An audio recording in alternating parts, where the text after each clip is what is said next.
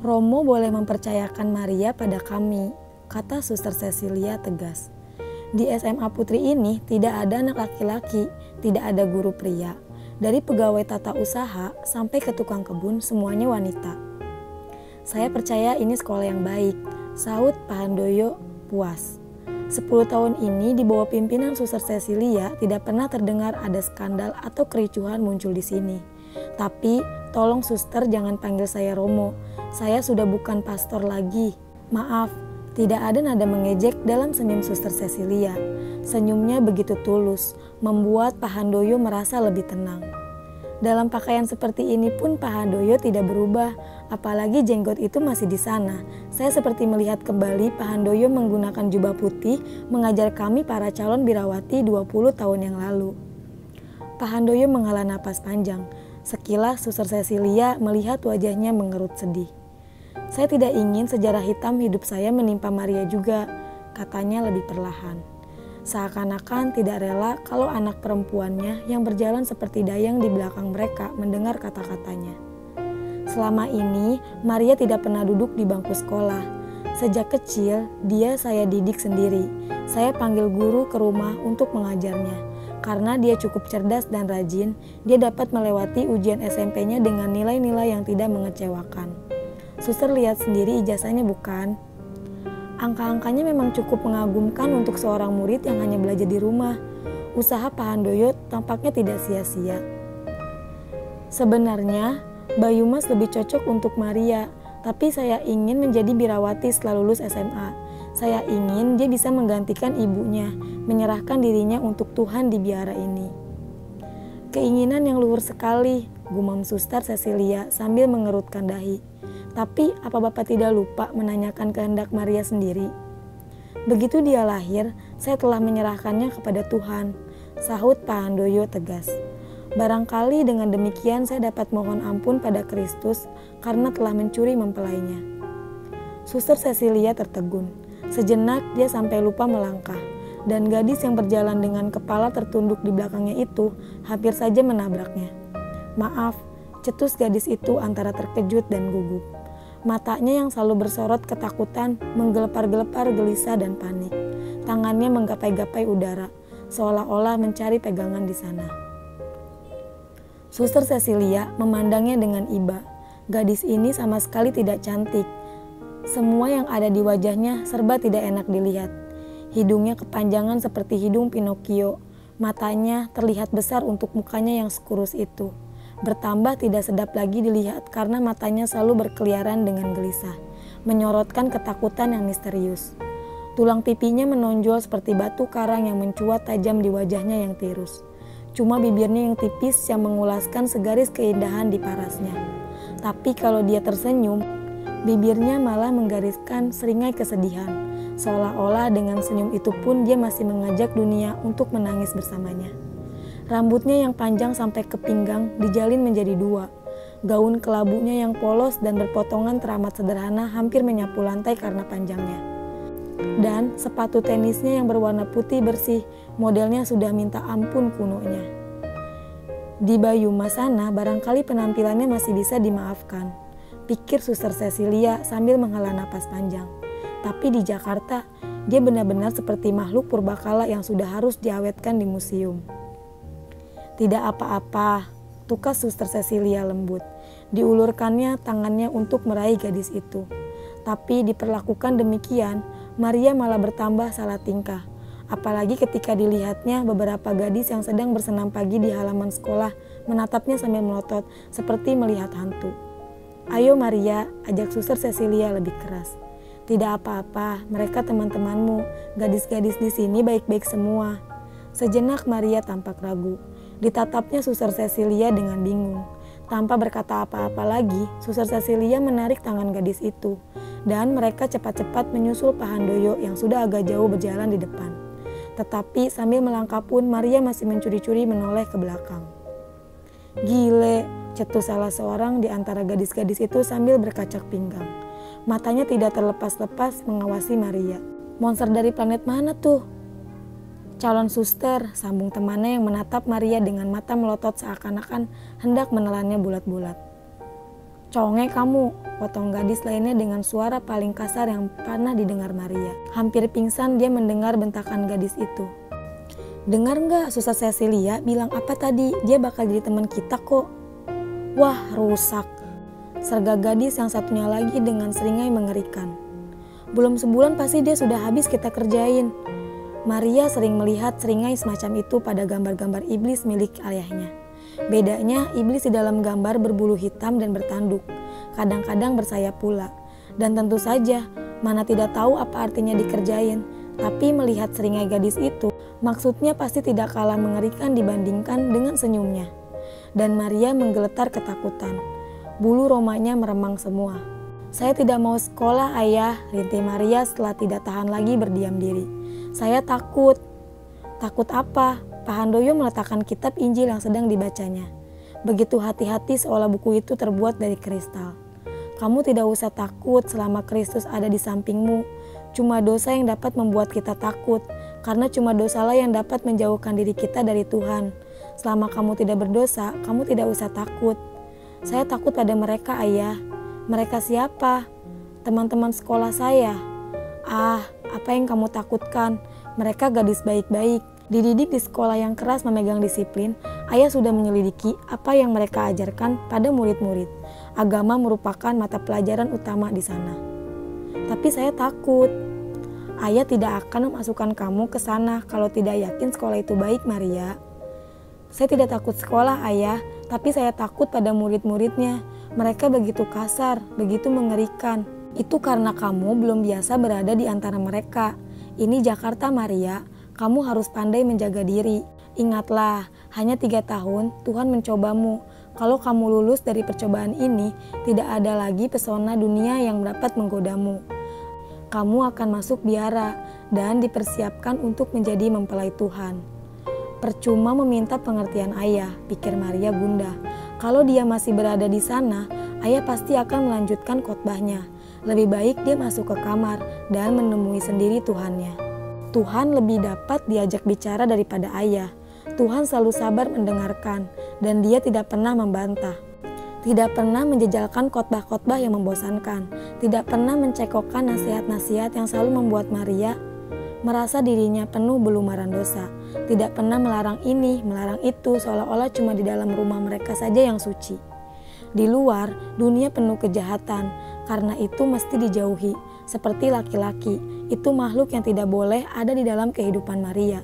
Tidak boleh ada nama seorang laki-laki pun yang tergores di otaknya, kecuali tentu saja nama ayahnya dan nama Kristus.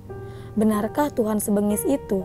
Pikiran yang sama selalu singgah di kepala Maria setiap kali matanya berpapasan dengan mata Kristus di atas meja sembayangnya. Mata yang lembut itu yang selalu bersorot tenang dan mengasihi. Benarkah Yesus sedingin ayahnya? Ah, tidak mungkin. Tatapannya begitu hangat, begitu sabar, begitu penuh pengertian. Dan patung Bunda Maria yang selalu mengawasinya dari atas meja sembayangnya. Wajah perawan tersuci yang demikian mulia dan penuh kasih sayang. Oh, mereka demikian penuh pengertian. Mengapa Ayah tidak dapat mewarisi sifat-sifat mereka? Jika Ayah benar pengikut Tuhan, mengapa Ayah tidak dapat bersikap semanis Tuhan? Ayah selalu taat pada perintah-perintah Allah, rajin berdoa, patuh mengikuti ajaran-ajaran kitab suci, tapi Ayah tidak pernah bersikap ramah. Ayah penuh dengan larangan dan ancaman, tidak ada kedamaian dalam dirinya. Padahal, bukankah Raja Damai yang setiap hari disembahnya? Oh Tuhan, begitu banyak hal yang belum ku mengerti, bisik Maria sambil berlutut di depan meja sembayangnya. Ditundukkannya kepalanya dalam-dalam, dipejamkannya matanya dengan khusyuk. Tapi kuserahkan saja semuanya ke dalam tangan-Mu. Di sisi-Mu aku merasa aman.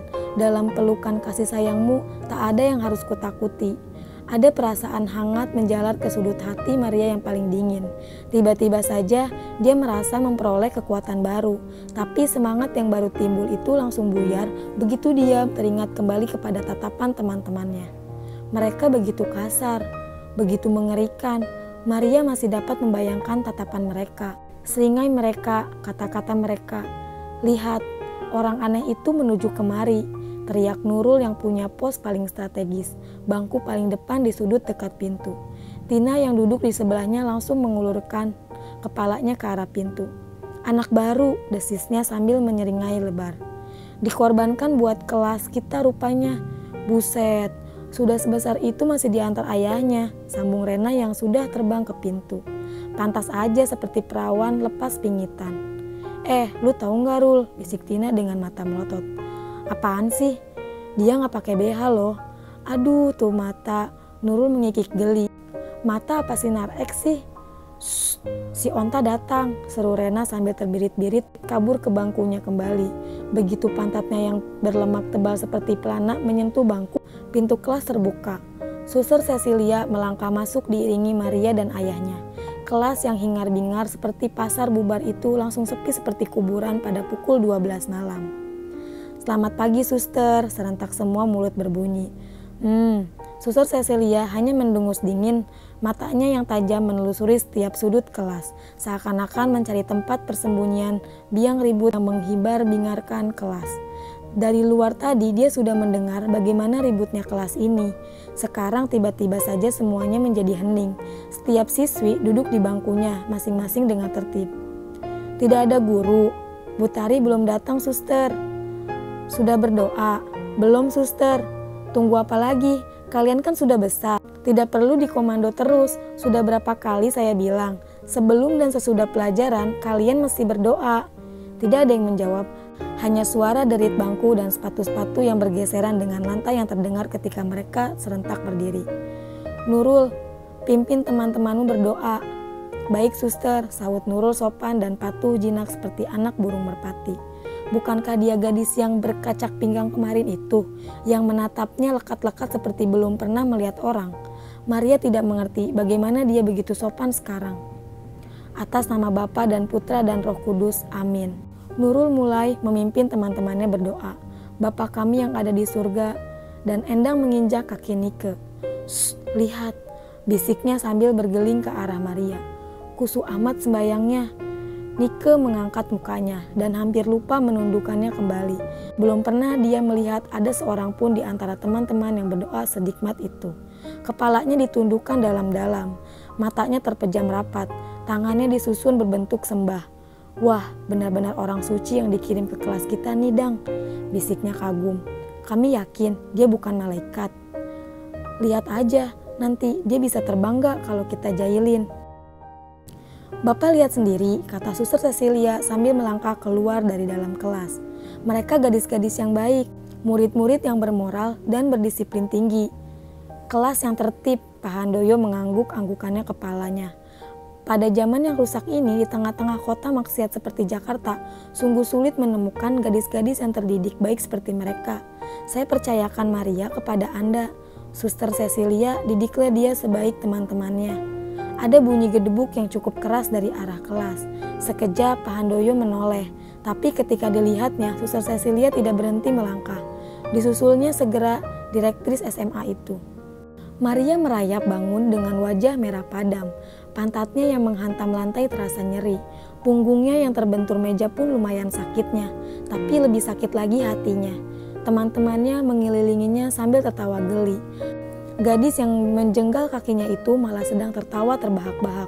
Begitu senangnya, seolah-olah dunia ini dia yang punya. Kalau mau jadi warga kelas ini, pasti kenalan dulu sama lantainya, ejek Rena sambil mencibir. Kebetulan rokmu memang sudah cocok buat ngepel. Kamu gak pakai BH ya? Tanya Tina penasaran ditariknya rambut Maria yang dijalin 2 sampai ke pinggang. Bapakmu gak pernah beliin kamu BH? Heran. Ini melulu yang diurusin dari tadi, potong Nurul sambil mengikik geli. Kamu ACDC kali ya? Soalnya aku belum pernah lihat anak SMA nggak pakai BH. Nobra tahu nggak? Sela Endang. Mode tuh. Dengan susah payah Maria menghindari teman-temannya, merayap bangun menuju ke bangkunya. Digigitnya bibirnya menahan tangis. Ke neraka seperti inikah ayahnya mengirimnya? Mengapa ayah sampai hati menjebloskannya ke sarang kawanan serigala ini? Selangkah lagi sebelum Maria mencapai bangkunya, seorang gadis tegak menghadang di depannya. Dan Maria bertegun kaget. Dia masih mengenali seringai iblis yang terpampang di hadapan matanya. Iblis tanpa tanduk. Halo, sapa Luna tenang. Siapa namamu? Maria, sahut Maria secepat lidahnya dapat digerakkan kembali. Terus terang, Maria terpana juga mendengar sapaan gadis itu. Tadinya dia sudah bersiap-siap untuk menerima serangan baru. Berjaga-jaga kalau gadis ini juga berniat untuk membuatnya jatuh bangun. Tapi sapaannya begitu tenang, begitu datar, tanpa emosi. Bukan begitu caranya memperkenalkan dirimu, ada senyum di bibir Luna. Maria melihat sudut bibirnya kembali naik, membentuk seringai yang tidak mudah dilupakan. Kelas ini punya aturan sendiri untuk menerima murid baru. Kamu harus berlutut sambil menyebut nama lengkapmu di depan setiap teman-temanmu. Baru kamu dibaptiskan untuk menjadi salah seorang dari kami. Tidak mau, protes Maria antara marah dan takut. Saya hanya mau berlutut di hadapan Tuhan. Meledek tawa teman-temannya. Nurul malah terkekeh-kekeh sampai keluar air mata. Apa ku bilang, seru Nike lantang. Orang suci yang dikirimkan ke kelas kita hari ini. Kelas kita sudah kelewat bejat, sambung Endang sambil menyeringai. Nabi ini dikirim untuk mengutuk kelas kita menjadi seperti Sodom dan Gomora. Sebentar lagi kamu ikut sinting seperti dia, Dang. Dan minggu depan kamu ikut-ikutan mencopot BH-mu. Sekali lagi teman-temannya tertawa riuh. Cuma Luna yang tidak ikut tertawa. Dia hanya tersenyum. Tapi Maria lebih ngeri melihat senyum itu daripada tawa teman-temannya yang lain. Lebih baik kamu lakukan sendiri sebelum kami melakukannya untukmu, katanya tenang tapi penuh ancaman. Di mana-mana murid baru memang harus dipelonco, kecuali mungkin di sekolahmu. Saya tidak pernah sekolah. Lalu dari mana kamu dapat STTB-mu? Beli ijazah aspal ya? Saya belajar sendiri di rumah. Ayah memanggil guru untuk saya. Lalu saya ikut ujian negara. Oh, membulat bibir teman-temannya. Pantas kamu norak. Cooper, kamu harus diajari bagaimana caranya bermasyarakat. Dan selama 10 menit berikutnya, Maria memperoleh pengalaman yang paling buruk dalam hidupnya. Rambutnya ditarik-tarik ke sana kemari. Tubuhnya didorong-dorong seperti mobil mogok. Dan tasnya dilempar-lemparkan dari tangan ke tangan. Isinya bertebaran kemana-mana. Kotak rotinya yang berisi nasi goreng buatannya sendiri malah masih tertinggal di atas meja guru ketika Butari datang. Apa ini? Butari mengerutkan dahinya dengan heran. Nasi goreng bikinan anak baru, Bu, sahut Nurul lantang. Buat ibu sebagai salam perkenalan. Hus, jangan jahil kamu, belalak Butari. Yang mana anak baru? Coba berdiri. Sambil menghapus air matanya, lambat-lambat Maria berdiri. Loh, mengapa kamu menangis? Tanya Butari heran. Teman-temanmu nakal. Ini hari pertama Maria masuk sekolah, Bu, cetus Rena dengan berani. Dia sedih karena harus berpisah dengan ayahnya. Diam kamu, Rena. Ibu tidak tanya kamu. Lalu sambil menoleh kepada Maria, tanya Butari lembut. Siapa namamu? Namanya Bunda Maria, Bu. Nike, kalau kamu tidak dapat diam, Ibu suruh keluar. Sambil saling pandang, Nike bertukar senyum dengan Endang. Siapa namamu? Ulang Butari lebih lembut. Maria, Bu. Sahut Maria tanpa berani mengangkat kepalanya. Baiklah, kamu boleh duduk Maria. Jangan takut mengadu pada ibu bila teman-temanmu nakal. Bila nanti ibu laporkan pada Suster Cecilia. Mereka memang gadis-gadis berandal. Gadis berandal, pikir Maria resah. Ke tempat seperti inikah ayah mengirimnya? Tapi bukankah kata ayah mereka gadis baik-baik yang berpendidikan, bermoral, dan berdisiplin tinggi?